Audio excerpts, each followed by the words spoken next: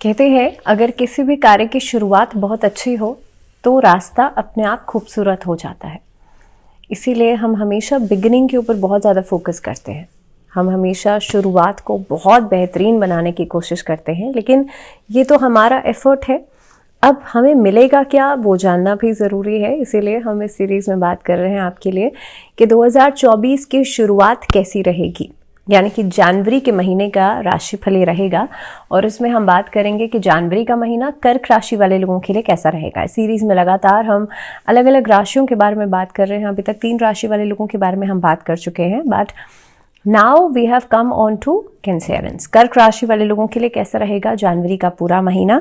सबसे पहले आपके चार्ट से शुरुआत करते हैं। आपका जो ग्रह गोचर की स्थिति है वो क्या कहती है, उसके बाद हम हर एक एस्पेक्ट की आप लोगों के लिए बात करेंगे।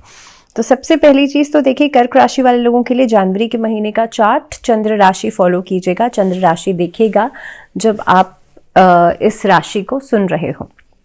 आप लोगों के लिए गुरु जो है वो 10वें भाव में है, मेष राशि में है, और जो राहु है वो आपके 9वें भाव में रहेंगे, जो कि भाग्य भाव भी है। शनि जो है आपके लिए 8th हाउस में रहेंगे, सूर्य 7वें भाव में रहेंगे, वहीं पर बुध और मंगल जो है वो रहेंगे आपके लिए 6th हाउस। शुक्र मिड ऑफ द मंथ में ट्रांजिट करेंगे। यहाँ पर इस समय पर अभी आपके लिए रहेंगे ये 5वें भाव में।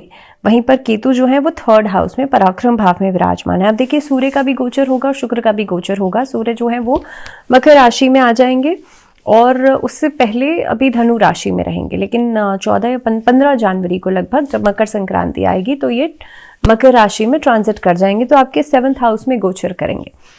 अब आप लोगों के लिए सबसे पहले करियर फ्रंट पे मैं देखूं तो फर्स्ट हाफ जो रहेगा जनवरी का, ये काफ़ी हद तक गवर्नमेंट ऑफिशियल्स के लिए थोड़ा सा प्रॉब्लमेटिक हो सकता है। कई सारे काम अटक सकते हैं, but on the other hand जो लोग पॉलिटिकली कहीं पर इंगेज्ड हैं उन लोगों के लिए काम बनते हुए नजर आते हैं। ये समय स्पिरिचुअल और रिलीजियस प्रैक्टिसेस में इन्वॉल्व होने का बहुत ज़्यादा रहेगा। राहु 9वें भाव में आ गए हैं, लेकिन अगर मैं खास तौर पे आपके लिए वर्क एस्पेक्ट की बात कर रही हूँ, कामकाज के लिहाज से बात कर रही हूँ, तो ये जो महीना रहेगा वो बहुत सारे गेन्स दे करके जाएगा कर्क राशि वाले लोगों को। पहली चीज़ तो ये है, देखिए जुपिटर 10वें भाव में है। जुपिटर 10वें भाव में बैठ करके आपके वर्क को मजबूती देंगे, आपके काम को मजबूती देंगे।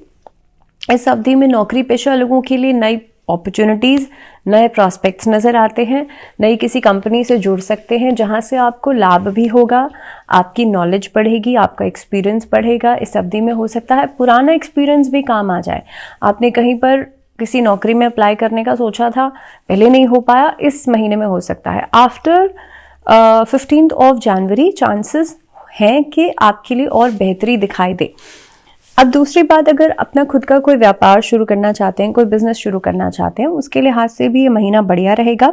प्रॉपर्टी के काम में बहुत अच्छा फायदा नहीं हो सकता है। यहाँ पर चांसेस हैं कि अगर आप प्रॉपर्टी में काम करते हैं तो आपके राइवल्स या आपके अगर कोई ऐसा इशू चल रहा है पैसे से जुड़ा हुआ, तो ये चीज़ें परेशान कर सकती हैं। अगेन यहीं पे क्योंकि मंगल बुध कहीं ना कहीं पे साथ में है, तो आपके लिए बातचीत को लेकर के क्लैशेस आ सकते हैं, किसी से वाद विवाद होने के चांसेस जो हैं वो बढ़ सकते हैं।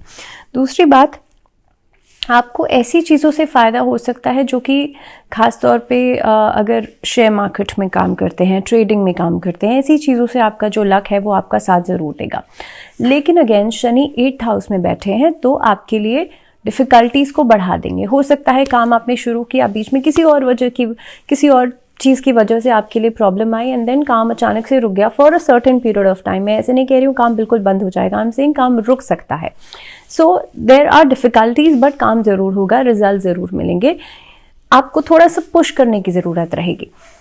व्यापार के लिए समय अच्छा है। व्यापारियों के लिए खास तौर पे 18 जनवरी से लेकर के 25 जनवरी का समय थोड़ा सा केयरफुल रहना होगा, बट ओवरऑल महीना आप लोगों के लिए अच्छे रिजल्ट्स देगा। ट्रेडिंग के कामों में सफलता मिलेगी। शेयर मार्केट में अच्छा रहेगा समय। इनिशियल ऑफ द मंथ थोड़ा सा डाउन जरूर जाएगा, लेकिन उसके बाद लगभग 8 तारीख के बाद सिचुएशंस बेहतर होती हुई नजर आएंगी। अब अगर बात करूं आप लोगों के लिए फाइनेंसेस की, तो देखिए पैसे के लिहाज से यहाँ पर गुरु 10वें भाव में बैठे हैं। आप जहां से मेहनत कर रहे हैं वहां से पैसा आपको मिलेगा जरूर। थोड़ा सा पैसा यहाँ पर ब्लॉक होता हुआ नजर आता है। कहीं ना कहीं पे आप देख सकते हैं कि अगर किसी को पैसा आपने पास्ट में उधार में दिया है तो वहाँ पर पैसा रुक सकता है, वहाँ पर पैसा उधार कहीं ना कहीं पे वापस आने में थोड़ी देरी लग सकती है। अगर किसी के साथ पार्टनरशिप में कोई काम कर रहे हैं वहाँ पर क्लैशेस आ सकते हैं, वहाँ पर पैसा डूबने के चांसेस बनते हैं। अगेन अगर आप किसी तरह का कोई इन्वेस्टमेंट करने के बारे में सोच रहे हैं तो आप लोगों के लिए 15 जनवरी से लेकर के कम से कम आप देखेंगे 24-25 जनवरी तक का समय अच्छा रहेगा for investment purposes. Long term investments के बारे में सोचा जा सकता है, लेकिन जैसे मैंने आपसे ये भी कहा था कि 18 से लेकर के 23-24 तक का समय व्यापारियों के लिए, या अगर आप लोग किसी तरह का कोई डिसीजन मेकिंग करना चाहते हैं, जस्ट बी केयरफुल। रिलेशनशिप्स की यहाँ पर मैं बात करूँ तो आपके लिए सेकेंड हाफ जो रहेगा, रिलेशनशिप्स के लिहाज से सेकेंड हाफ में प्रॉब्लम्स आ सकती हैं।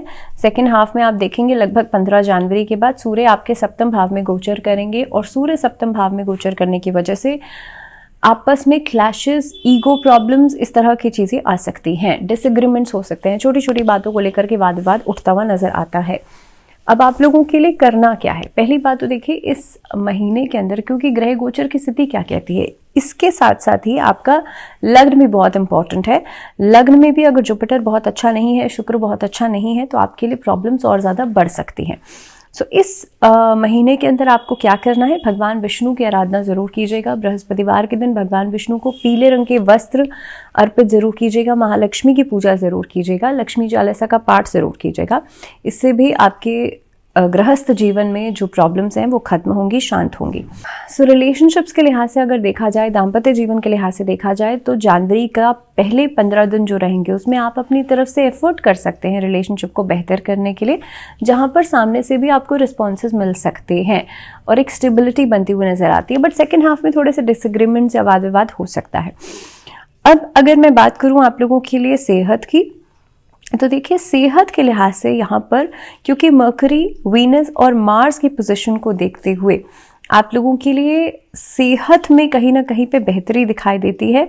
इस अवधि के अंदर आप जितना हो सकता है अगर ट्रैवल के दौरान अपना ध्यान रखें तो बहुत इंपॉर्टेंट है, क्योंकि जो भी इश्यूज आ सकते हैं वो एग्जर्शन की वजह से आ सकते हैं। मानसिक परेशानियां ज़्यादा हो सकती हैं, ओवर बर्डनाइज खुद को करने की वजह से प्रॉब्लम्स आ सकती हैं। लेकिन as such allergies, skin allergies या ख़ास तौर पे ऐसे स्किन इश्यूज, स्किन रैशेज, इस तरह की प्रॉब्लम्स जो है वो नज़र आती हैं। स्किन में बॉयल्स का हो जाना, इस तरह की प्रॉब्लम्स नज़र आती हैं। लेकिन बहुत हद तक जो मेजर इश्यूज हैं एज सच कोई नज़र नहीं आ रहा कर्क राशि वाले लोगों के लिए। लेकिन हाँ, मानसिक तौर से खुद को ज़रूर स्ट्रॉन्ग रखिएगा, खुद को ज़रूर आप लोग स्टेबलाइज रखिएगा। उसके लिए आप लोगों के लिए बहुत इंपॉर्टेंट है इस महीने के अंदर आप बुधवार के दिन हरी सब्जियों का सेवन करें, अपने हार्ट चक्र को बैलेंस करें, एंड मेक श्योर कि इस महीने के अंदर आप अपने नहाने के पानी में गंगा जल मिश्रित पानी से स्नान ज़रूर करें।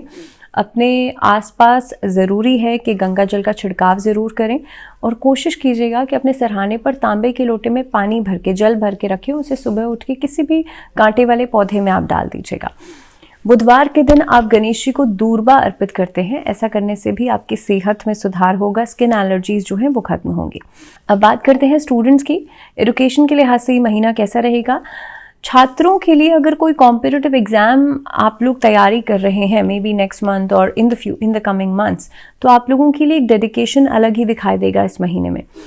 अगर कोई रिजल्ट ओरिएंटेड आप सोच रहे हैं कि भाई कोई एग्ज़ाम आपने क्रैक करना है, तो उसके लिए ज़रूरी है कि आप खुद का मार्गदर्शन करते रहें निरंतर।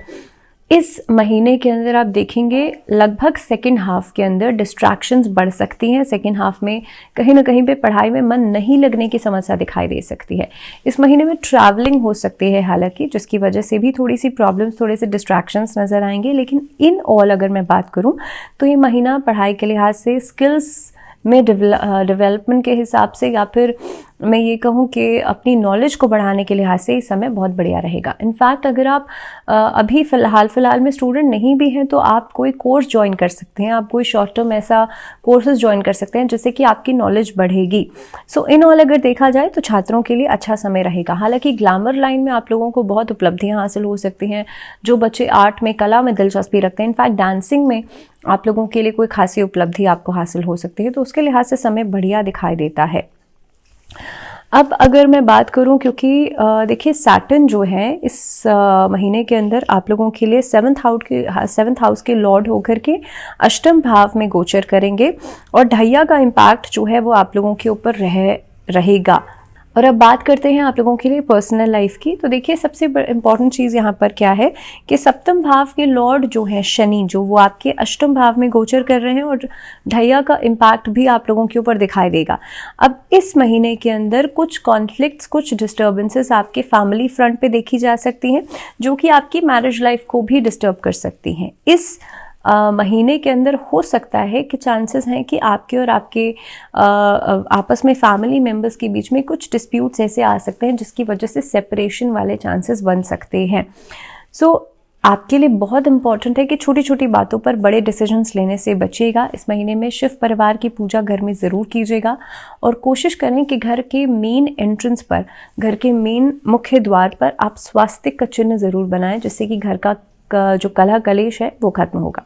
तो बात करते हैं इस महीने में रेमेडीज आपको क्या करनी है। भगवान विष्णु की नियमित रूप से पूजा आपको करनी है और विष्णु चालीसा का पाठ करना है। इसी के साथ इस वीडियो में फिलहाल इतना ही। अगली वीडियो में बात हम करेंगे सिंह राशि वाले लोगों के बारे में, लेकिन तब तक के लिए दीजिए इजाजत और आप लोग जुड़े रहिए चैनल के साथ। नमस्कार।